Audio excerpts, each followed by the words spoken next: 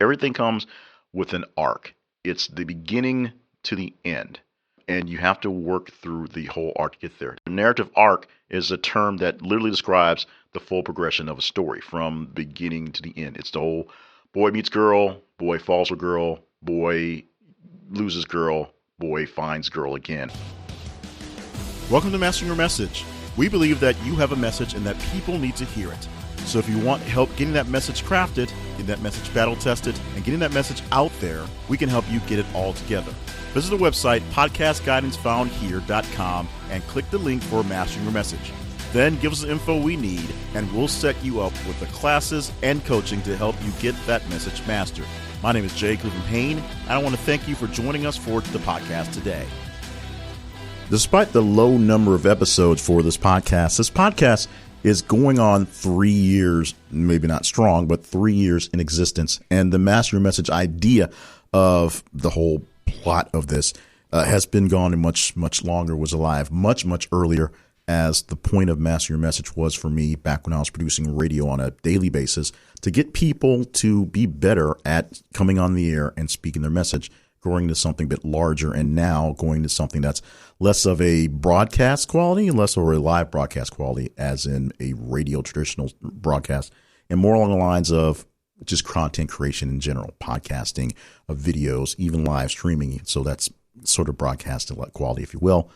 But we're going to go back, way back, to go back to the beginnings and back towards the origins of the podcast to mine that gold for the reminders, and we'll get into reminders and repetition in a few weeks as well, of the basic parts of the storytelling, mastering your message, because your message is a story, and I believe my actual role in life is to help people tell their stories.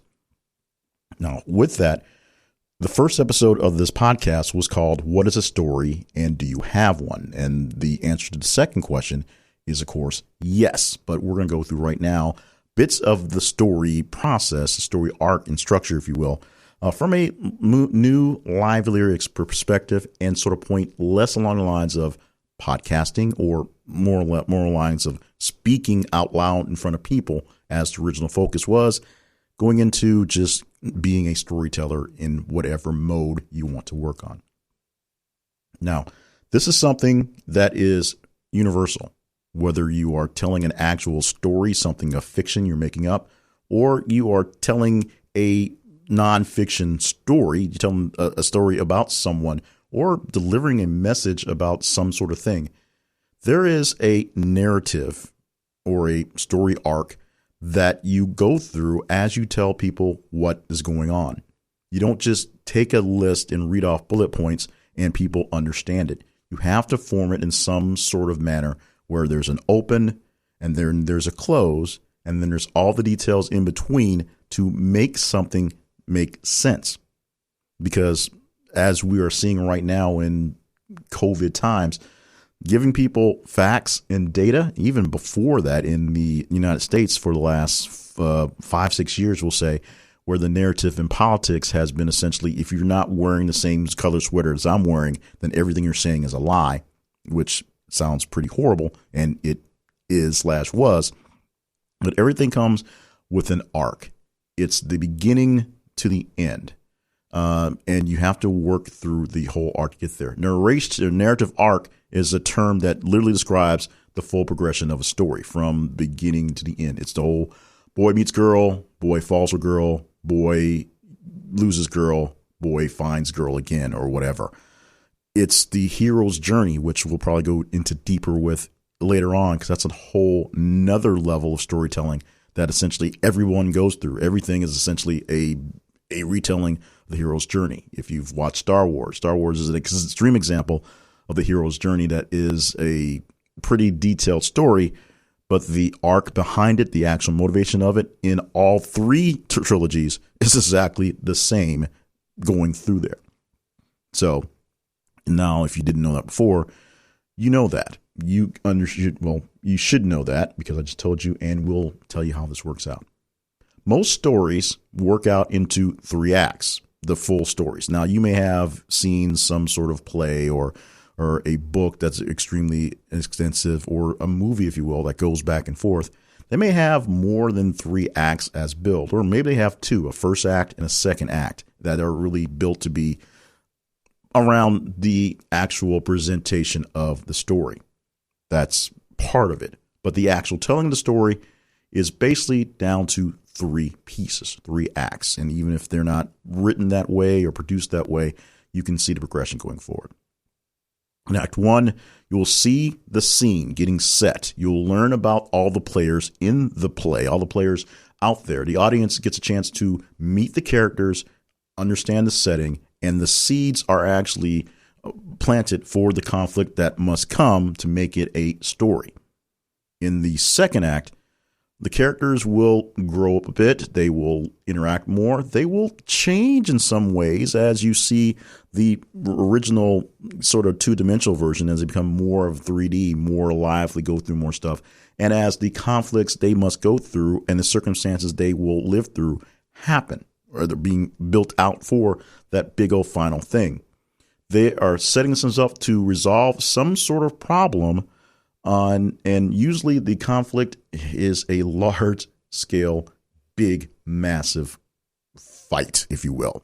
So Star Wars is building up to some big, massive battle where the good guys have to win, or maybe the bad guys end up winning to get the real gist of the story. Now, Act 3 is essentially fixing the big thing, finding the big problem, blowing up the Death Star, if you will. That's where the characters find a way to get through whatever they've been progressing through, learn or gather all the learning they got from the beginning to now, and find a way to make that work out towards the actual end. If there's an Act 4, it's usually sort of a prologue type thing that is essentially, basking in the glory of what's going on and just relaxing and sort of living through bits and pieces and sort of figuring out mentally what goes on now? How do we progress going forward? How do we move on from this point here? What's the next adventure, if you will? That's how you have seen basically every piece of fiction, every story play out in your life. Everything plays out to those 3 aspects. Sometimes, in various cases, those 3 aspects over and over and over again, as there's minor resolutions that turn into brand new opening acts or problems.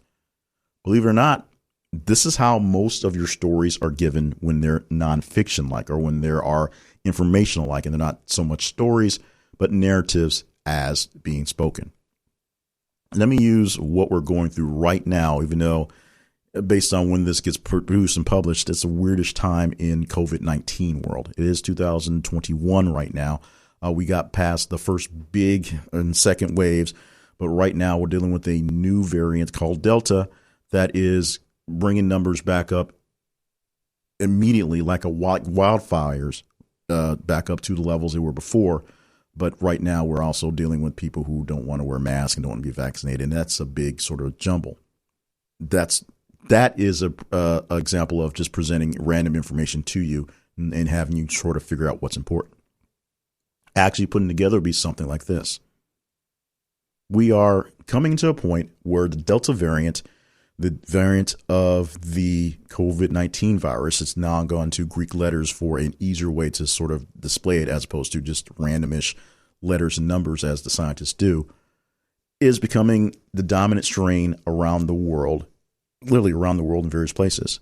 Various other places had various strains, but they are all basically being brought down by the Delta variant taking over. The Delta variant here in the United States is starting to take over, where we're finding increased levels of hospitalizations and increased levels of death because of this variant. About 90% of the people who are checking in the hospitals are checking in with this variant. Also, 100% of the people who are dying from this variant, dying from the COVID-19 right now, are unvaccinated people. Of the people who are vaccinated, there is a small number of people who are vaccinated who are still being battled down, succumbing to the virus, this being testing positive, which is not necessarily becoming sick because of this Delta variant of the disease. But even if they are getting sick, most of them are not dying. As we said, basically it's 95 to 100% of people who are dying right now are unvaccinated. people who are vaccinated are rarely getting sick. And if they are, their symptoms are extremely low in comparison to what's going on. Now, the battle right now is for vaccinations. And the battle before vaccinations is basically a battle against disinformation. People across the timeline that we've dealt with this first battle with the use of masks, whether they worked or not. Now battle with the vaccine, whether it was rushed or not, whether it's effective or not. And now battling with the new variant that is Delta, which seems to be easier to spread. Why vaccinated people are coming down with positive tests at this point, and not necessarily more deadly, but more deadly because the people who are showing up with serious symptoms don't have the power of a vaccine to fight it. So that's a narrative speaking to what's going on with COVID-19 and the Delta variant and vaccines. It's basically put together on the fly. I just had, like I said, the bullets points to go with that. And I'm doing it, extemporaneously. So bear with me on that one. But that was a narrative that sort of told a tale, told a story. When you watch the news and you listen to stories on the news, they don't just read off a list of facts. They always open it. They always close it. They always put some sort of spin on it because that's what we do to get people into it. And they tell it in literally a news story. They take a bunch of information that would take maybe 5-6 minutes to actually go through. Particularly, they weed out the stuff that's not quite as needed, the stuff that is just filler stuff in most cases. Some kind of say they add filler stuff based on what venue you're checking your news from. And they give you the details that are most important in a way that makes sense, in a way that carries on in a narrative form, for lack of a better term. Now, this is the part of the whole teaching that says, yes, this is how a story works. The simple answer to, do you have a story, is yes. Everyone has a narrative to tell. Everyone has something going on that they can give in a story form. You may think it's boring, and your presentation may make it seem boring, but that doesn't mean you don't have something that's worth telling people, regardless of who you are, who they are, and what world we live in. And yes, I even talked about misinformation in my narrative about COVID-19. And there are plenty of people out there who are using their storytelling ability to tell their narratives about COVID-19. If you don't understand my standpoint on this, I believe the vaccine works. I was a little, shaky about how fast it was created, but I also looked into the science and how it wasn't actually something that was just born out of nothing. It was born out of technology that was already in works, used to make it go faster, make it work well. And I give Donald Trump 2 thumbs up for him pushing for the vaccines to be created. And I give Joe Biden 2 thumbs up for him pushing for people to actually take the vaccine right now. No political bent on that, no nothing. There it is. But there are people out there who don't believe that. They believe there's microchips in the vaccine vials, which has been possible because of the size of the needle. They believe that it is rushed, and it is basically making people sterile, is giving people weird powers, is doing all sorts of things there because that's the information that they're getting from somewhere. Or maybe they're making it up and other people are getting it from them. Disinformation, also told in a narrative form, also told as a story, is there as well. So your story ability, your ability to get a story arc together and tell it, is all based on the use your powers for good rather than evil bent. We hope that you use your powers for good and you're telling good stories to good people to get out good information. And we hope you're doing that because there's so much bad information and misinformation, often from people who are very great at being eloquent and telling stories and delivering messages, but not so great at understanding the details of how things work out. And they have the big microphone and people listen to them already. So, do you have a story? You've got plenty of stories. You just have to work on crafting that story to make sure that people will listen to it. People want to hear it. People are going to get into the story you have to tell. Yes, sometimes it takes some work. Yes, it takes a lot of repetition to kind of get into it. And you're going to get sick and tired of hearing those words come out of your mouth over and over and over again as you build that story. But basically, every Hollywood movie is rewritten a few times before they actually film it. and then they film reshoots and sometimes change whole chapters and whole endings because test audiences say they don't like the story. It is what it is. So remember the 3 acts. First act sets up the scene. Second act sets up the big conflict. Third act, the conflict is resolved. Think about that if you are a fiction writer. Think about that if you are a nonfiction writer. You are opening up to the information. You are setting the scene for the big resolution.